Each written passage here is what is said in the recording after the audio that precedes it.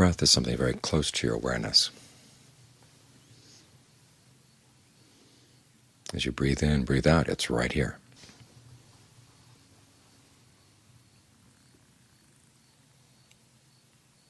And so you'd think it'd be very easy to follow, to stay with the breath. But the mind is like a camera lens whose focal length keeps changing. It's focused here for a bit, then it's focused someplace else, then someplace else, then back here again. They've done studies to show that a moment of attention is just that. It's just a few moments. If you want to watch something continually, you have to learn how to stitch those moments together. Otherwise, you can't make sense out of things. Or the sense you make out of things is just a very rough estimate. So you want to be able to stitch them together very closely.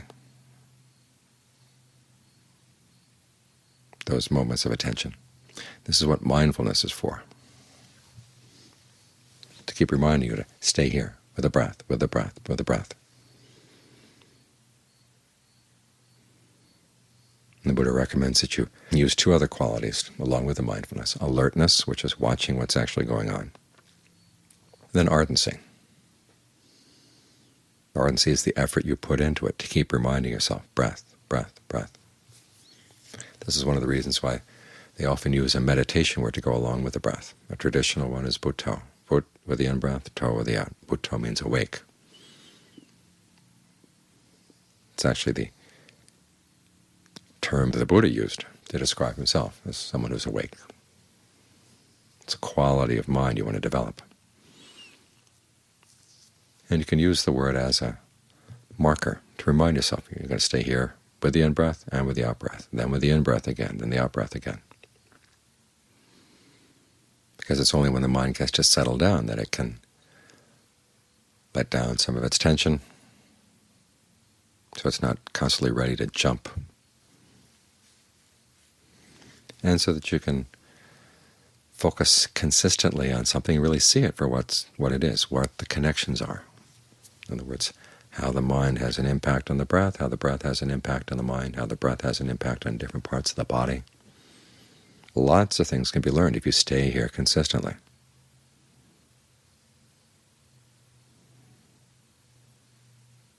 So you need to keep reminding yourself, this is where you want to stay. When the Buddha compares different parts of the practice to a farmer's different implements, mindfulness is the goad. Now the goad is what you use to poke your animal with. Say you've got a water buffalo pulling your plow, and the buffalo starts turning off to the right, to the left, not in the direction you want to go. You take the goad, which is this long stick with a little point on the end, and you poke it to remind it that there's work to be done, and this is where you want the work to go. So mindfulness is there to keep reminding you, stay with the breath, stay with the breath.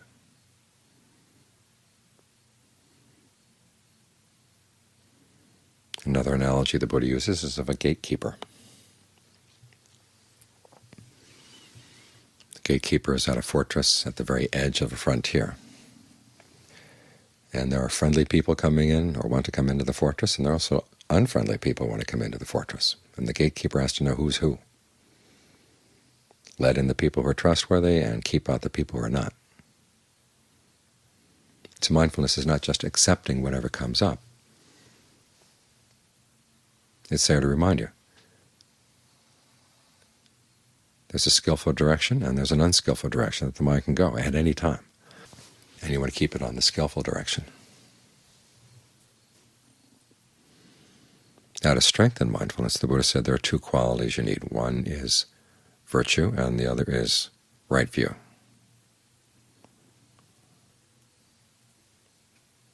Virtue strengthens mindfulness because if you're observing the precepts, you're not harming anybody. You're not harming yourself, you're not harming your friends, you're not harming anybody at all.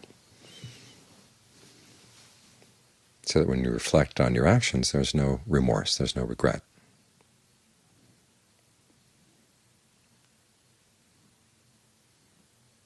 People who have a lot of remorse and regret have learned how to put those things out of their mind.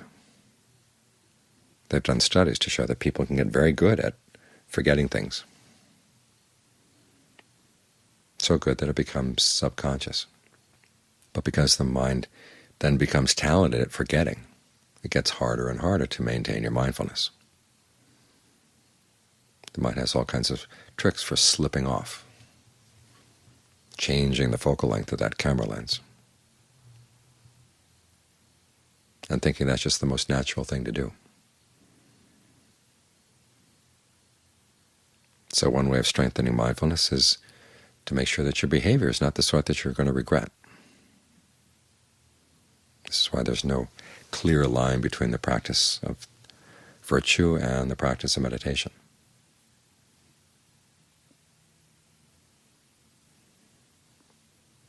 This also strengthens your mindfulness in the sense that if you keep your precepts in mind, you have certain principles that you're going to follow. You're not going to kill, you're not going to steal, you're not going to have illicit sex, you're not going to lie, you're not going to take intoxicants. You keep those things in mind.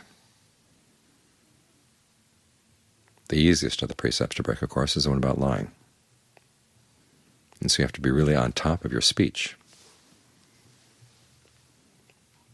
So your words don't just come out on their own without anything to monitor them.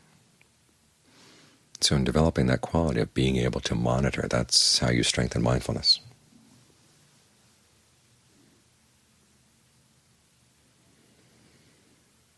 As for right view, mindfulness on its own has to have some explanations for what it's doing.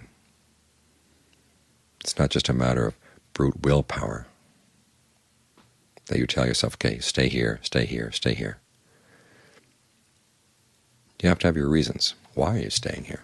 What are you trying to do as you stay here?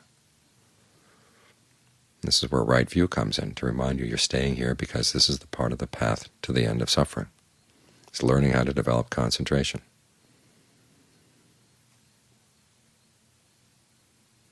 And the path to the end of suffering is something you want to develop.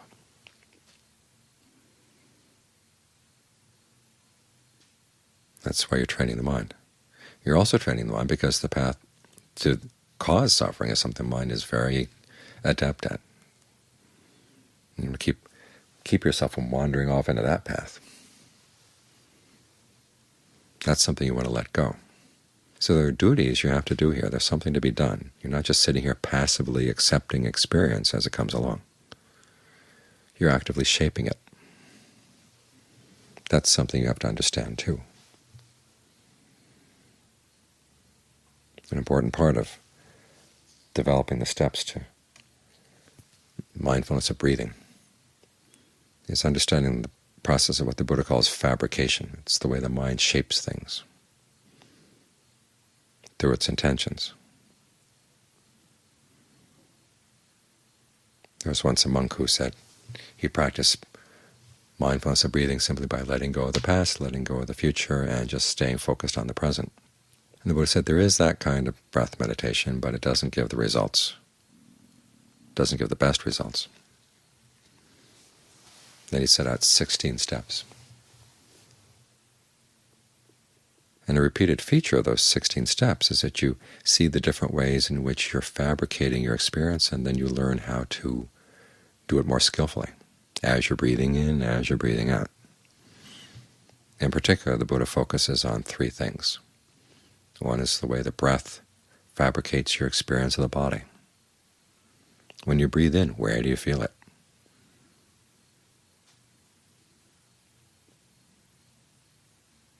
Is the breath comfortable? Could you make it more comfortable?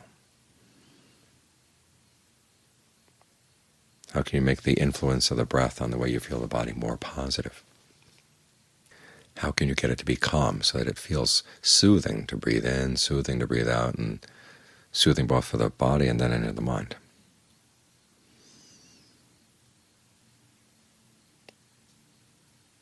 The other type of fabrication is what the Buddha calls mental fabrication, and that's two things: perception and feeling. Feeling is the feelings of pleasure or pain, or neither pleasure nor pain. Of course, that relates to the way you breathe. Some ways of breathing have an impact on the level of pleasure or pain in the body. And pains in particular have an impact on the way you breathe. Sometimes you're holding a pain in one part of the body for fear that it'll spread, so you tense up around it. And as you tense up around it, that's going to have an impact on the way you breathe. You're actually cutting off the breath energy to that part of the body. And it's going to make the breath a less and less pleasant experience itself, and you get in this bad feedback loop. This is one of the reasons if you find that you're breathing around a part of the body that you're avoiding, consciously try to breathe into it. Or if you're trying to pull the breath past something, breathe into that as well. Because sometimes you get the habit of holding on to a particular part of the body, even when the pain is gone. You may have noticed this if you hurt your foot and you start developing a limp. Sometimes the limp is still with you even after the pain in the foot has gone away. This is one of the reasons why we survey the whole body, to get a sense of where the breath is being blocked, where it's being held back. And then consciously think of breathing into that. This is where perception comes in, the other mental fabrication. What kind of picture do you have of the breathing process? When you breathe in, what pulls the breath in? Is there anything you have to push against or pull against? That's going to create tension right there. How about thinking of the breath simply as energy flowing through all the nerves? It's already flowing. It's simply a matter of allowing it to flow better. As you breathe in, the breath comes in and out the pores. You don't have to pull it in through the nose or pull it past any tension, say, in your neck or your chest, or fight with any tension in your abdomen. Think of the breath energy penetrating all these things and nourishing them very directly. You don't have to go past them, go right into them. See what that perception does.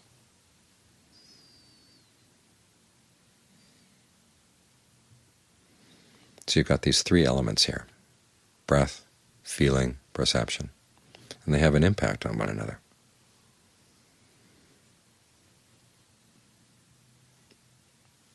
So there's plenty to explore here. A lot of people find breathing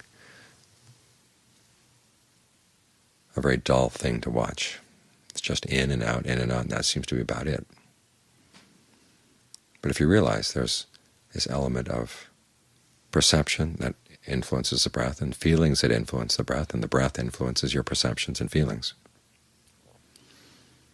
you've got something to explore. That's something you want to keep in mind. Now, if that's too much to keep in mind, you just go back to just staying with breath energy and holding in mind that perception of the breath energy as this energy that flows easily in, flows easily out. It is soothing, refreshing.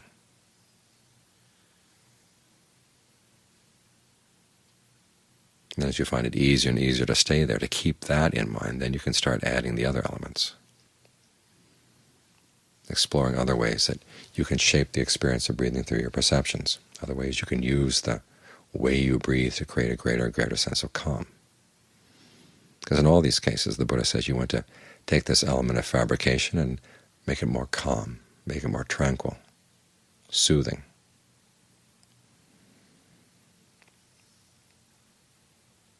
As the breath gets more refined, the events in the mind, what the mind is doing, come more and more to the fore. And after all, that's what we're here. We're here to train the mind. We're using the breath as a means to train the mind.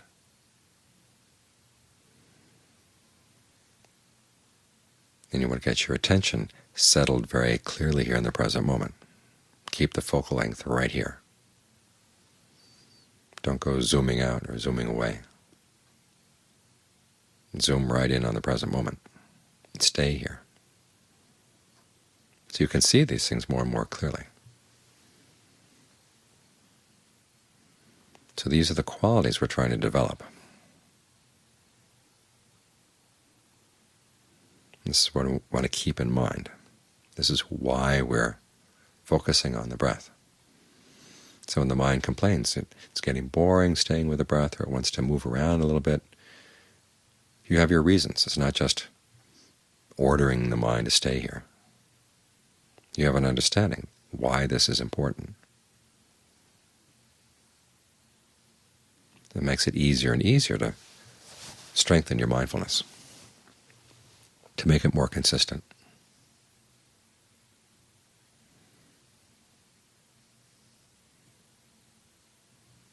So it really does become a dominant factor in the mind.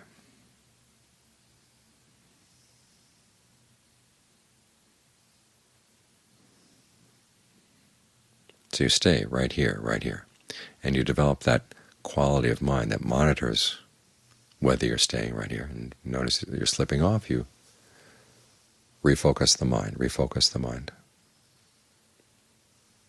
In the beginning it may seem tedious, but it's really important. And this is where the understanding, this is where right view comes in, to remind you why you're here, to give you the motivation to stick with it until you start seeing results. Then the results feed in to your ability to stay more mindful.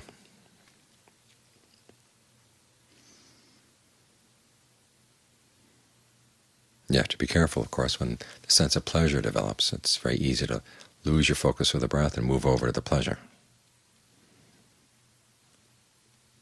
So again, you've got to remind yourself, hey, stay here with the breath. There's still work to be done.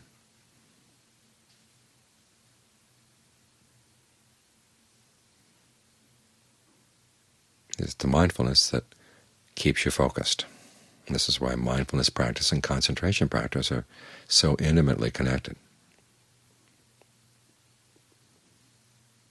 If you didn't have this ability to remind yourself, you couldn't stay concentrated on anything for very long at all. So we're here to focus on the breath,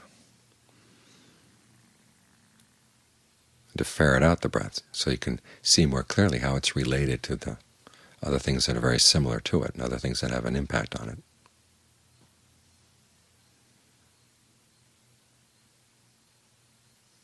Because that way we get to understand the mind, and the more we understand the mind, the more clearly we can distinguish between the cause of suffering and the path to the end of suffering, and keep ourselves more and more consistently on the path.